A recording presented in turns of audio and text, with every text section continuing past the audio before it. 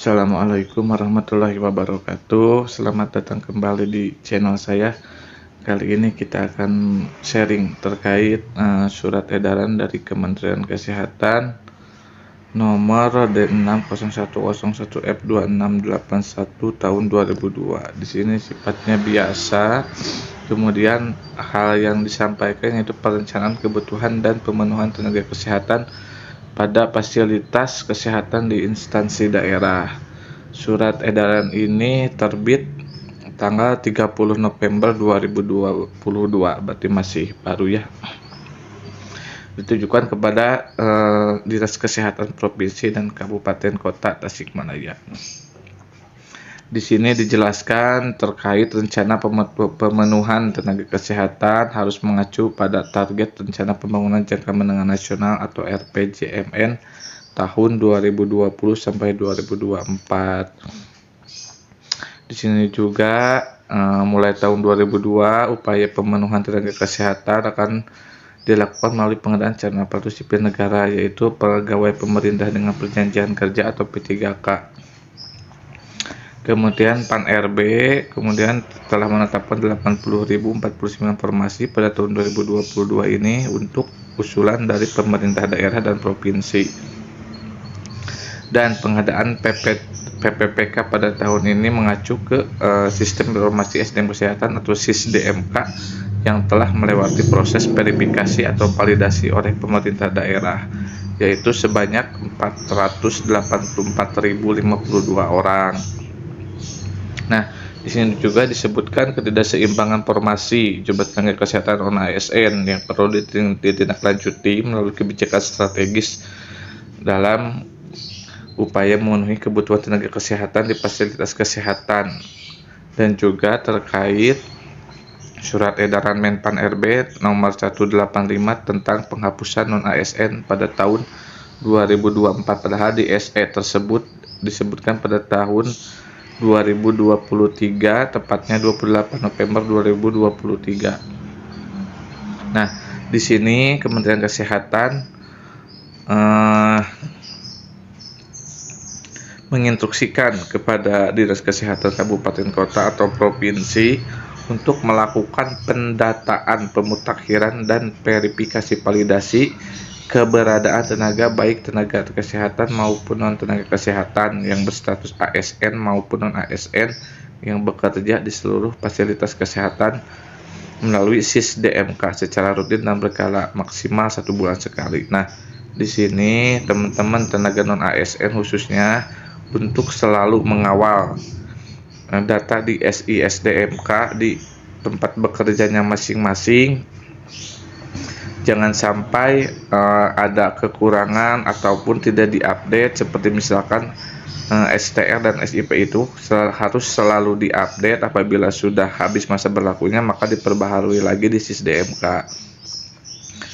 SISDMK ini sifatnya tidak rahasia, dengan berarti SISDMK ini bersifat transparan. Tenaga kesehatan berhak tahu dan mengetahui kalau namanya itu terinput di SISDMK di instansi tempatnya bekerja atau tidak. Dan ini sudah diklarifikasi oleh Dirjen Kesehatan di Kementerian Kesehatan bahwa SISDMK ini terbuka untuk siapapun karena tidak ada regulasi yang menyatakan bahwa SISDMK ini bersifat rahasia. Kemudian yang kedua, menyusun rencana kebutuhan tenaga kesehatan setiap tahun sesuai panduan Kementerian Kesehatan sebagai dasar referensi dalam pengusulan formasi ASN. Nah, berarti pengusulan formasi aparatur sipil negara untuk tahun depan itu mengacu ke rencana kebutuhan tenaga kesehatan, dan referensinya adalah salah satunya adalah SISDMK di tempat kerjanya masing-masing. Yang ketiga, menghitung kebutuhan tenaga kesehatan di aplikasi Renbud Kementerian Kesehatan dan menyelesaikan dokumen rencana kebutuhan tenaga kesehatan tahun 2024 selambatnya pekan ketiga atau minggu ketiga Februari 2023 sebagai referensi pengusulan formasi ASN tahun 2023 sampai 2024. Nah, pada tahun 2023 sampai 2024 ini menurut informasi yang kami dapatkan, sifat pengadaan atau formasi ASN pada tahun tersebut bersifat fleksibel sehingga bisa di awal tahun, tengah tahun ataupun di akhir tahun. Sehingga kita harus selalu mengupdate atau selalu memantau SI-SMK di tempat kerjanya masing-masing dengan berkoordinasi dengan KTU ataupun dengan kepala puskesmasnya, sehingga kita harus melakukan pendekatan kepada beliau. Nah, surat ini terbit, menurut kami surat ini terbit terkait direvisinya Undang-Undang Nomor 5 Tahun 2014 tentang aparatur sipil negara, di mana di sana ada revisi atau perubahan pasal-pasal.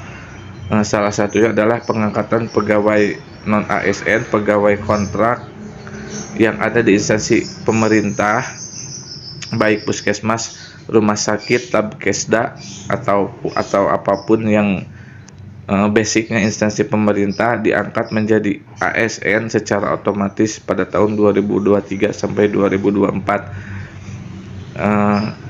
Revisi ini tindak lanjut dari terbitnya SMN PAN RB terkait penghapusan tenaga honorer di instansi milik pemerintah. Untuk itu, kepada teman-teman sejawat di seluruh Indonesia agar selalu mengawal data di SI-SDMK di tempat kerjanya masing-masing dengan berkoordinasi dengan KTU dan kepala puskesmasnya masing-masing maupun direktur rumah sakit untuk selalu mengupdate minimal 1 bulan sekali sesuai instruksi dari Kementerian Kesehatan. Semoga tahun depan sampai dengan 2024 tenaga honorer terakomodir semuanya menjadi ASN, baik itu P3K maupun PNS, dan tidak ada satupun yang tertinggal terkait dengan regulasi tersebut. Dan kita harus selalu mendorong di pemerintah pusat agar revisi Undang-Undang ASN Nomor 5 Tahun 2014 tersebut selalu berpihak kepada tenaga honorer.